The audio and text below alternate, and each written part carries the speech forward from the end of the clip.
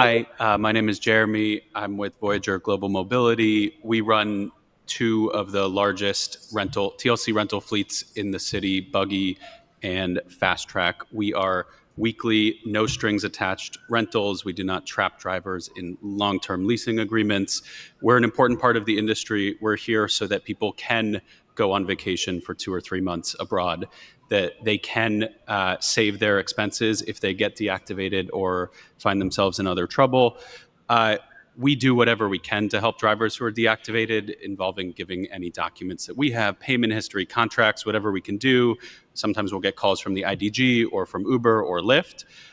We're here today in terms of your overall oversight of the TLC to request that you sincerely focus on the insurance storm that is about to hit.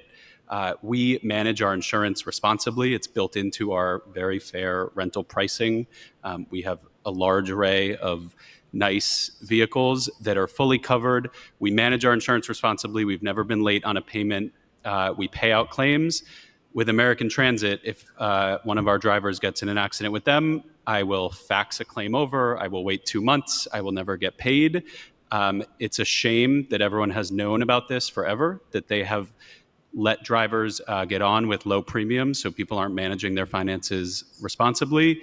The other major players, Hereford and Maya, are not that much better. And so this is a storm that's brewing. We commend what the larger council or committee or city council discussed on changing the insurance rates.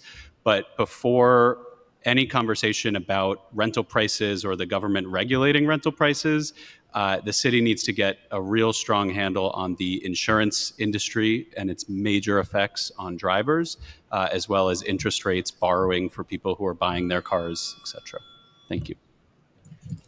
Thank you. Another significant issue facing TLC's license industry is the financial condition of American Transit Insurance Company, which insures about 2/3 of the TLC licensed taxis and for-hire vehicles.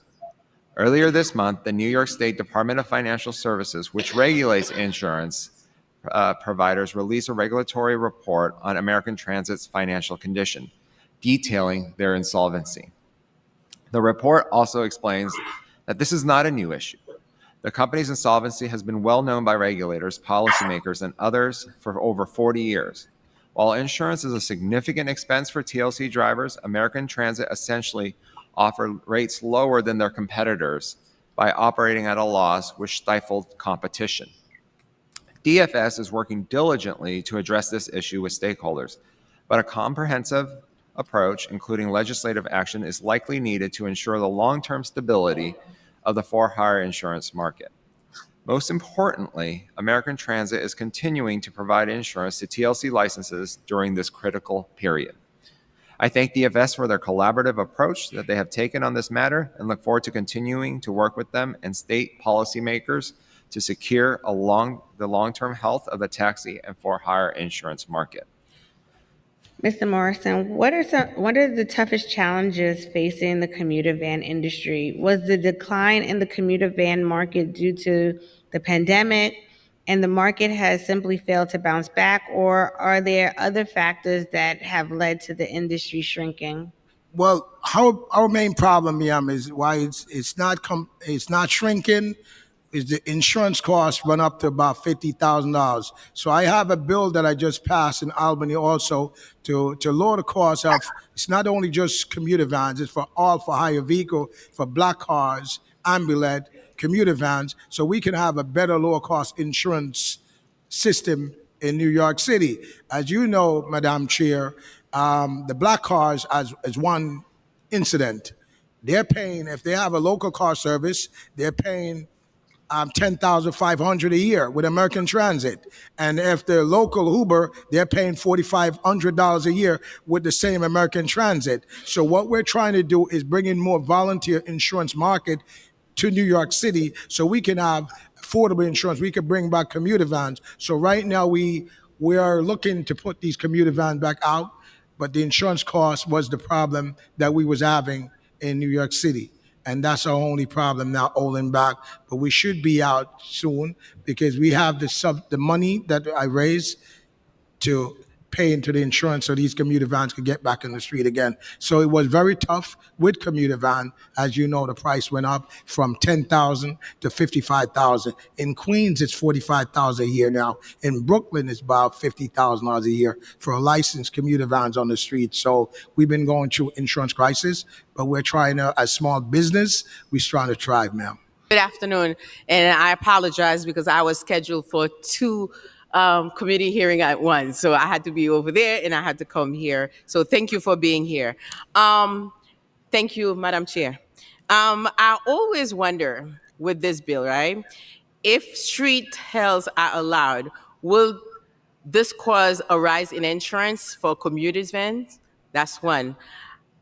I would assume so because I've been hearing a lot of complaining. I see somebody here talking about insurance. It's hard to get when it comes to commuter vans.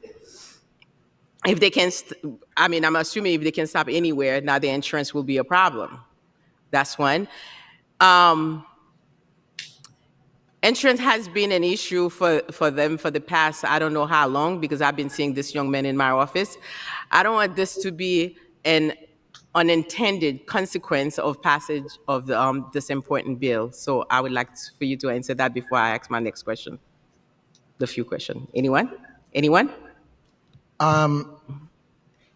The most important thing is in the black and brown community. Insurance is so high for us. We're small businesses. And what I did, I took that fight to Albany. Just like the people upstate New York, they did a risk retention group last year. They have it passed.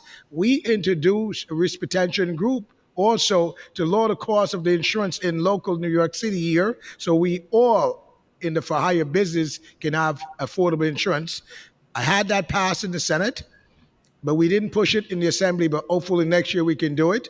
And with this bill that we have up there now in Albany, it will bring down the cost of the black car insurance per transit, ambulance, commuter vans. So we're calling on upstate, the governor, to sign this one. Will lower the cost for every for-hire vehicle, especially commuter vans, because we was paying at least with the DFS, we're having a hard time. And we have to say thanks also to the TLC commissioner for part of this movement. And it's been a movement, and we're not going to stop and fight it till we get affordable insurance across New York City for commuter van, for all for-hire vehicle across New York City who's going through this problem here. And that is the reason why we're here also too. It doesn't raise the cost of the insurance because the street hail. I will turn now to the commuter van sector and its important role in the transportation network of many of our outer borough communities. There are currently 35 licensed commuter vans, down from 215 in 2019. The primary issue faced by the commuter van industry is that the high cost of insurance that meets state standard coverage levels.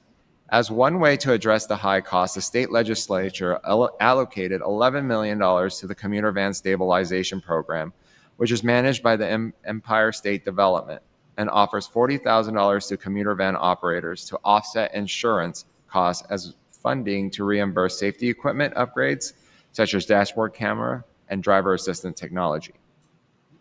We work with ESD on this program and on the industry outreach. I encourage our licensees to apply to the program and former licensees to renew their TLC licenses to be eligible for these funds. TLC will continue to provide guidance to state agencies and elected officials as ideas and approaches are presented to address insurance issues in the commuter van sector.